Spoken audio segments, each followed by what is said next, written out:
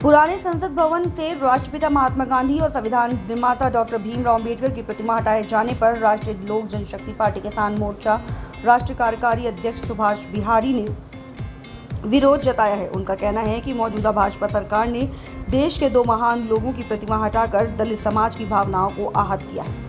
उन्होंने मांग उठाई कि दोनों प्रतिमाएं संसद भवन के पुराने भवन में पूर्व स्थान पर ही स्थापित होनी चाहिए। और क्या कुछ कहा सभी लोगों ने, आइए सुनाते हैं इस रिपोर्ट। देखिए ब्रिजेश जी, आपके चैनल के माध्यम से हम आपके चैनल के सभी श्रोता और देशवासियों को और बाबा साहब के अगुवाइयों को मैं संदेश देना चाहता हूं कि बाबा साहब की मूर्ति को किसी में दम नहीं जो वो सोच ले कि बाबा साहब की मूर्ति को हटा देंगे। ये बिल्कुल लोगों को भ्रमित करने का एक साजिश है। यह जानकारी का अभाव है। सभी लोग भली भांति जानते हैं कि नए संसद भवन का निर्माण हुआ है, तो संसद भवन में नए सुंदरीकरण का कार्य चल रहा है और उस कार्य पूरा होने में बाबा साहब का मूर्ति पहले से भी भव्य मूर्ति लगेगा, ये सुनिश्चित है। तो इसलिए समाज को और देश की जनता को भ्रमित करने के लिए जिन भी संगठन के द्वारा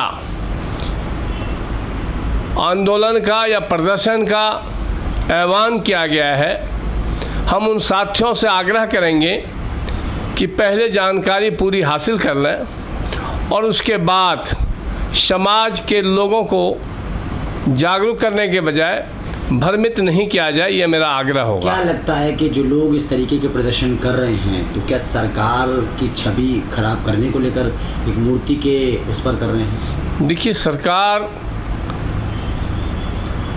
जब से आई है 2014 से, नरेंद्र मोदी जी के नेतृत्व की सरकार,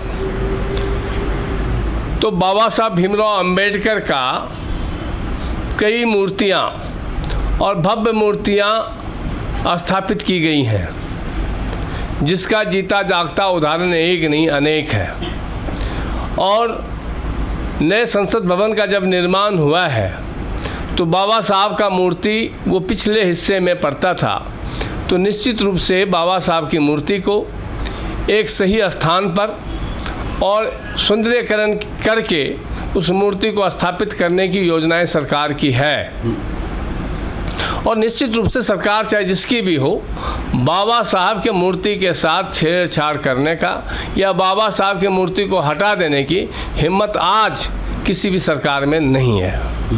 लेकिन कल जब तमाम जो सांसद हैं, प्रधानमंत्री मोदी के साथ साथ जो शपथ ग्रहण चल रहा था, उस वक्त भी कहीं ना कहीं राहुल गांधी जी की तरफ से एक बयान आया कि ये सरकार संविधान ख़त्म करने की तैयारी कर रही है, संविधान ख़त्म कर देगी। इस तरीके से जो शुरू से ही 2024 के चुनाव में भी कहीं ना कहीं ये बात की गई है, लोगों को बताया गया। क्या मानते हैं आप? विपक्ष के पास आज भ्रमित करने के बजाय कोई मुद्दा है नहीं, और संविधान ही एक ऐसा मूल मंत्र है जिससे लोगों को भ्रमित किया जा सकता है। सदन में आज भी 131 सांसद बाबा साहब के संविधान के माध्यम से चुन के आए गए हैं। तो जब बाबा साहब के संविधान के माध्यम से आरक्षित सीटों से 131 सांसद चुन के आए हैं, तो उस संविधान को अगर छेड़छाड़ कर दिया जाता है तो मुझे लगता है आरक्षित 131 सांसद जो सदन में बैठे हुए हैं उनको चूड़ियाँ पहन लेना चाहिए।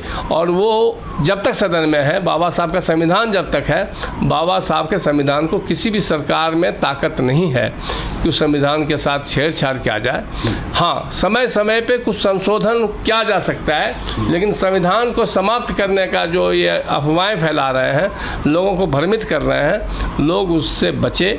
और इनके पास कोई मुद्दा नहीं है, कोई योजनाएं नहीं है, कोई संघर्ष करने की क्षमता नहीं है, लोगों को सिर्फ भ्रमित करके भाईचारे को खराब करने का। कल भी जब शपथ ग्रहण चल रहा था और प्रधानमंत्री नरेंद्र मोदी जी का नंबर आया तो तब देखा होगा कि आपने किस तरीके से वहाँ पर विरोध होने लगा संविधान को ख़त्म करने की, जिस तरीके से नारे। और धर्मेंद्र प्रधान जब वहाँ गए तो नीट को लेकर भी कहीं ना कहीं विरोध हुआ, विपक्ष ने खूब जमकर हंगामा। देखिए, नेट वाला जो विषय है तो निश्चित रूप से धर्मेंद्र प्रधान जी शपथ ले रहे हैं और उससे पहले धर्मेंद्र प्रधान जी ने अपने बयान के माध्यम से देश को संदेश दे चुका है कि यह कार्य जो हुआ है यह निंदनीय कार्य है और इस पर सरकार को अंकुश लगाना चाहिए और सरकार सख्ती से इस पर कार्य कर भी रही है। और निश्चित रूप से जो भी दोषी लोग हैं उस पर निश्चित रूप से कार्रवाई होगी और सख्त से सख्त कार्रवाई होगी। उस पर काम सरकार भी कर रही है कि ऐसे भ्रष्ट और ऐसे दोषी लोग जो बच्चों के भविष्य के साथ खिलवाड़ कर रहे हैं, जिसमें प्रतिभा है, उन प्रतिभाओं को कुचलने का प्रयास किया जा रहा है साजिश के तहत, उस पर सरकार सक्रिय रूप से लगी हुई है और निश्चित रूप से दोषी लोगों को सज़ा मिलेगी। लेकिन जो इंडिया गठबंधन के तमाम जो सांसद चुने गए हैं वो कल संविधान लेकर पहुँचे, अखिलेश यादव या तमाम उनके सांसद, और उन्होंने विरोध किया। एक तरफ संविधान लेकर के पहुँचे और संविधान के तहत ही जो उन्होंने शपथ लिया, संविधान लेकर के पहुँचने में कोई परहेज नहीं है, पहुँचना चाहिए संविधान। अगर वो नहीं पढ़े हैं पहले, अब उनके ख्याल आया कि मुझे संविधान पढ़ना चाहिए, संविधान का सम्मान करना चाहिए, तो उनको धन्यवाद देते हैं। लेकिन संविधान के प्रति जो लोगों को गुमराह करने का उनका साजिश है, संविधान खत्म करने का जो अफवाहें फैला रहे हैं, उस पे वो अपना रुकें। और संविधान के प्रति समाज और देश जागरूक है। कल का चित्र और चरित्र सब लोगों ने देखा है, तो निश्चित रूप से उसमें सरकार का कोई भी गरिमा नहीं गिरी है, विपक्ष की ही गरिमा गिरी है कि भाई ऐसे हरकत नहीं करना चाहिए था। क्या लगता है, लास्ट सवाल, क्या लगता है कि कितना चुनौतीपूर्ण होगी एनडीए को सरकार चलाना?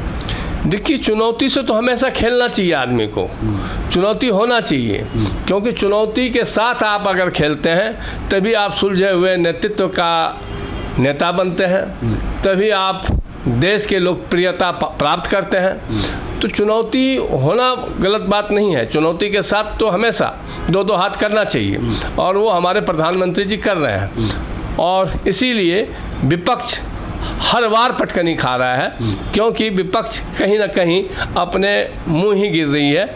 और कल भी जो स्पीकर के नाम पे या उपाध्यक्ष के नाम पे रखा है, तो विपक्ष का ही चरित्र और चेहरा पूरा देश देखा है और उसमें विपक्ष का ही कहीं ना कहीं निंदा हो रही है।